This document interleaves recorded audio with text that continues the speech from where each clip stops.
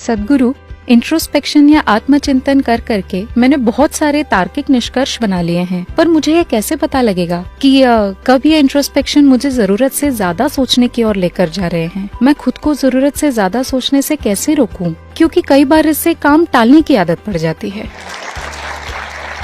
ओह, ये सवाल पॉपुलर है। देखिए, मान लीजिए आप ड्राइव कर रही हैं और सामने विंडशील्ड में देखने की बजाय आप पीछे वाले शीशे में देखकर गाड़ी चलाएं, पीछे देखने वाले शीशे में, तो मुझे लगता है आपको रिवर्स गियर में होना चाहिए, ना कि टॉप गियर में। हेलो? तो ये सारी इंट्रोस्पेक्शन वाली बकवासें आपको अंग्रेजों से मिली हैं, वो इसे लेकर आए थे। इस देश में हम इंट्रोस्पेक्शन पर विश्वास नहीं करते, क्योंकि देखिए, आप अपनी ही बकवास को समझने की कोशिश कर रही हैं। ये ऐसे काम नहीं करने वाला। अगर आप इससे एक दूरी बनाकर रखें तो आप साफ जान लेंगे कि ये क्या है। आपको इसके बारे में सोचने की जरूरत नहीं है। ये कुछ ऐसा है, मान लीजिए आज रात आपको दिल्ली एयरपोर्ट से फ्लाइट लेनी है, आपको जाना है, तो आपका फ्लाइट टाइम नजदीक आ रहा है, पर एक बड़ा ट्रैफिक जाम लगा हुआ है। आपको ट्रैफिक जाम कैसे लगेगा? बुरा लगेगा ना, भले ही आप अपनी सपनों वाली गाड़ी में बैठी हो, ठीक है ना? अब जैसे तैसे आप एयरपोर्ट पहुंची, प्लेन में बैठी और वो उड़ गया। अब आप ऊपर पहुंचे और फिर आपने नीचे देखा, अब भी जाम लगा था। अब ये कितना सुंदर लग रहा है, सफेद और लाल रोशनियों की लड़ियों जैसा। ये सच में सुंदर होता है। आपने इसे देखा है? हाँ, हुआ बस इतना है कि थोड़ी सी दूरी हो गई है ना?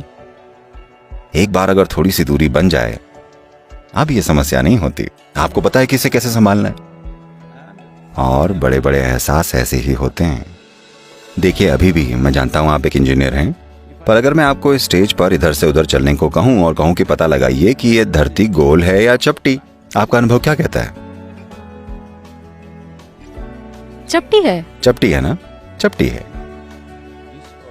ये बहस और 1000 सालों तक चलती रहती। ये खत्म हो गई क्योंकि हम महासागरों को पार करने लगे। तब हम देख पाए ये गोल जैसी लग रही है। फिर हमने उड़ना शुरू किया और आकार साफ नजर आने लगा। फिर हम गए और चांद पर जाकर खड़े हो गए और नीचे देखा। अब ये 100% स्पष्ट था।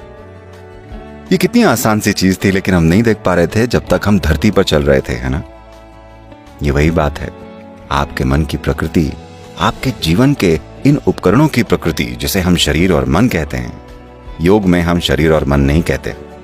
एक भौतिक शरीर है और एक मानसिक शरीर है, क्योंकि मन केवल, दुर्भाग्य से यूरोपियन आइडिया है कि मन यहां बैठा हुआ है। नहीं। Essentially, you call something mind because there's a certain volume of intelligence and memory. That's what you're calling as mind, isn't it? असल में आप किसी चीज को मन कहते हैं क्योंकि उसमें एक खास मात्रा में बुद्धि और याददाश्त है, इसलिए आप उसे मन कह रहे हैं, है ना? आपको याद है कि 5 पीढ़ी पहले आपकी परदादी कैसी दिखती थी? नहीं, पर उनकी नाक आपके चेहरे पर बैठी हुई है। हाँ या ना? लाखों साल पहले आपके पूर्वज कैसे हुआ करते थे? अब तक आपकी त्वचा की कोशिकाओं को यह याद है कि उनकी त्वचा का रंग कैसा था। हाँ या ना? तो आपके शरीर की हर कोशिका में उससे अरबों गुना ज्यादा यादें हैं जितनी आपके दिमाग में संभालने की क्षमता है। हाँ या ना? अभी हम सबसे जटिल केमिकल फैक्ट्री की बात कर रहे थे। अगर आप देखें कि डीएनए का एक मॉलिक्यूल 1 मिनट में जितने काम कर रहा है, इस धरती के सारे कारखाने मिलकर नहीं कर सकते। इस दुनिया के सारे कंप्यूटर्स और सुपर कंप्यूटर्स उतने काम नहीं कर सकते। ये इस तरह से काम कर रहा है। तो अगर बुद्धि और याददाश्त दोनों की बात की जाए तो ये सारे सिस्टम में फैला हुआ है ना? हाँ या ना? कम से कम आपका न्यूरोलॉजिकल सिस्टम हर जगह फैला हुआ है, ये तो आप देख सकते हैं।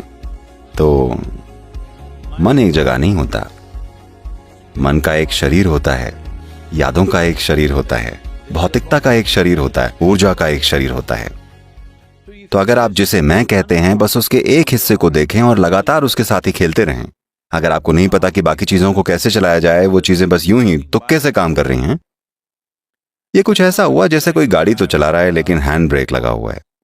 बहुत सारे लोग ऐसा करते हैं, उन्हें पता ही नहीं चलता। उन्हें लगता है थ्रॉटल दबाते जाओ, ये चलती रहेगी। नहीं, इसमें आग लग सकती है। कार में आग पकड़ सकती है अगर आप ब्रेक चालू हो तो, है ना? अभी ज्यादातर लोग ऐसे ही हैं। क्योंकि वो किसी स्कूल या कॉलेज में आ गए हैं और अब उनमें थोड़ी सी तार्किक बुद्धि आ गई है, और वो भी हर तरह की बाहरी जानकारियों से, और उससे वो ये हर तरह के काम कर रहे हैं। इंट्रोस्पेक्शन, आत्मचिंतन। कौन किस पर आत्मचिंतन कर रहा है?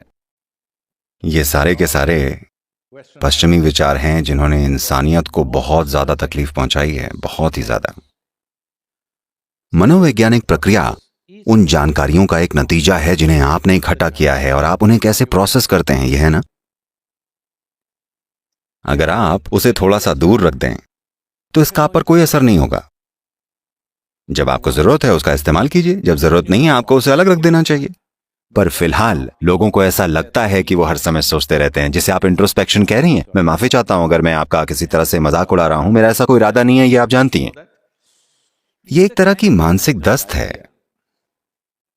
ये बस चलती ही जा रही है। आप इसे हर तरह के नाम दे रहे हैं, पर असल में देखिए, सोचना मतलब आप जागरूकता में अपनी विचार प्रक्रिया को एक निश्चित दिशा में ले जाना चाहती हैं, उसे सोचना कहते हैं। अगर ये हर समय चलती रहती है तो इसे दस्त कहते हैं, है ना। तो आपको दोनों के बीच का अंतर पता होना चाहिए। क्या ये एक जागरूक प्रक्रिया है या ये बस ऐसे ही बेकाबू भाग रही है? ये बहुत जरूरी है। तो आत्मचिंतन का मतलब है पीछे की ओर देखने वाला जीवन का शीशा। आज आप एक युवा लड़की हैं, लेकिन अगर आप आत्मचिंतन या इंट्रोस्पेक्शन करेंगी तो आपको अभी से लगेगा कि आप बहुत जी गई हैं। हाँ, सबसे बड़ी समझदारी की बात लोग ये सोचते हैं, शेक्सपियर ने निकाला था, मैं रहूं या ना रहूं। यह सवाल सबसे ज्यादा बुद्धिमानी भरा सवाल समझा जाता है। मुझे बताइएगा, अगर आप आनंद में होते, आप सोचते कि मैं रहूं या ना रहूं? केवल अगर आप दुखी हों तो, केवल तब जब आप जीवन को बोझ समझ रहे हों तभी आप ये सोचेंगे कि मैं रहूं या ना रहूं, है ना। तो कई मायनों में आपका आत्मचिंतन, चाहे आप ये थोड़ा थोड़ा करके कर रहे हों या ज्यादा ज्यादा, ये दिमागी बीमारियों की बुनियाद है। क्योंकि आप उस कचरे के डिब्बे में समाधान ढूंढने की कोशिश कर रहे हैं जिसको आप अपना मन कहते हैं। वहां है क्या? केवल वही जो आप में 5 इंद्रियों के माध्यम से आया है और कुछ भी नहीं। अगर आप कुछ नया ढूंढ रहे हैं तो मैं आपको ये बता दूं, अभी आप एक कंप्यूटर इंजीनियर हैं, बनने वाली हैं, राइट? बन चुकी हैं? बनने वाली हूँ। ओके। क्या आपका कंप्यूटर उसमें डाली गई जानकारी के आगे कुछ भी कर पाता है? ऐसा ही आपके मन के साथ भी है। ये शरीर एक गणना की प्रक्रिया है, शायद उन कंप्यूटर से कहीं ज्यादा जटिल जिन्हें आप चला रहे हैं, पर असल में ये एक गणना करने वाला काम ही है। बिना जानकारी के ये काम नहीं करता। तो अगर आपको जानकारी पता है, आपने ही ये सॉफ्टवेयर लिखा है, आपको इसका डेटा पता है, तो आपको पता होगा कि ये क्या कर सकता है और क्या नहीं। तो उसमें आत्मचिंतन क्या करना है? तो क्या मैं ज्यादा सोच रही हूं या आत्मचिंतन कर रही हूं? दोनों की जरूरत नहीं है। आपको चीजों को देखने के लिए और स्पष्टता की जरूरत है। अगर आप किसी चीज को देखें, उसे उतनी ही स्पष्टता से देख सकें जैसी वो सच में है, तब किसी चीज के लिए आत्मचिंतन की जरूरत नहीं है। एक बार फिर मैं आपको ये याद दिला रहा हूं, अभी आप युवा हैं, पर ये चलेगा ना? मैं नहीं कह रहा हूं कि आप बच्ची हैं, मैं कह रहा हूं अभी आप एक युवा लड़की हैं। वैसे मेरी नजर में आप एक बच्ची ही हैं। तो मैं बस आपको ये बता रहा हूं, देखिए किसी की जिंदगी कितनी लंबी है, ये अगर आपके अनुभव के संदर्भ में बात करें तो, ना कि आपकी उम्र के। आपने कभी इस पर गौर किया है? किसी एक दिन जब आप बड़ी खुश होती हैं, 24 घंटे एक पल जैसे निकल जाते हैं, ऐसा होता है ना?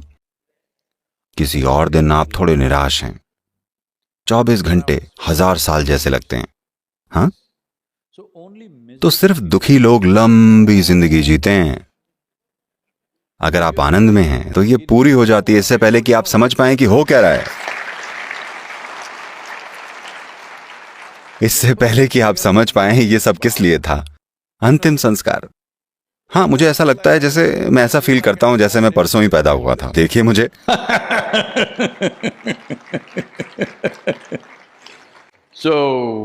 तो प्रॉब्लम यहां पर है। हम अपनी जिंदगी को सुधारने की कोशिश कर रहे हैं आत्मचिंतन से, नैतिकता से, मूल्यों से, विचारों से, फिलॉसफी से, धारणाओं से, रोल मॉडल से, इससे और उससे।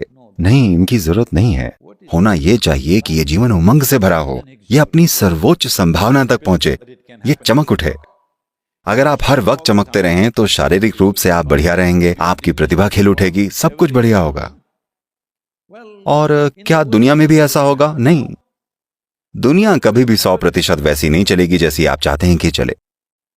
क्योंकि आप तीनों युवा हैं, इसलिए मैं आपको ये बता रहा हूं, और यहाँ बहुत से युवा हैं, मैं आप सभी को ये बता रहा हूं, क्योंकि आप में बहुतों ने ये सपना संजो रखा होगा कि आपको एक आदर्श इंसान मिल जाएगा, आपके जीवन में एक परफेक्ट इंसान, लड़का या लड़की जो भी। मैं आपके रोमांस को खत्म करने की कोशिश नहीं कर रहा हूं, मैं बस इतना बता रहा हूं कि आपको बड़ी गहरी निराशा होगी। क्योंकि यहाँ कई लोग कह रहे हैं कि वो मथुरा से हैं। कृष्ण सबसे अद्भुत पुरुष, उनकी पत्नियां हमेशा शिकायत करती रहती थीं। इसलिए नहीं कि उनमें कुछ गलत था, क्योंकि इस सृष्टि की प्रकृति ही ऐसी है कि दुनिया में कोई भी ठीक वैसा नहीं हो सकता जैसा कि आप चाहते हैं, हाँ या ना? तो एक ऑप्शन है, ये एक व्यक्ति, आप इस व्यक्ति को वैसा बना सकते हैं जैसा आप चाहते हैं। अगर आप ये एक चीज कर लें तो इन सब चीजों की जरूरत ही क्या है? आपको बस इतना ही करना है। आप एक इंजीनियर हैं, आपको थोड़ी सी इंजीनियरिंग करनी चाहिए, इनर इंजीनियरिंग, ताकि ये वाला बिल्कुल वैसा काम करे जैसा आप चाहते हैं। दुनिया के लिए हम अपना बेस्ट करेंगे।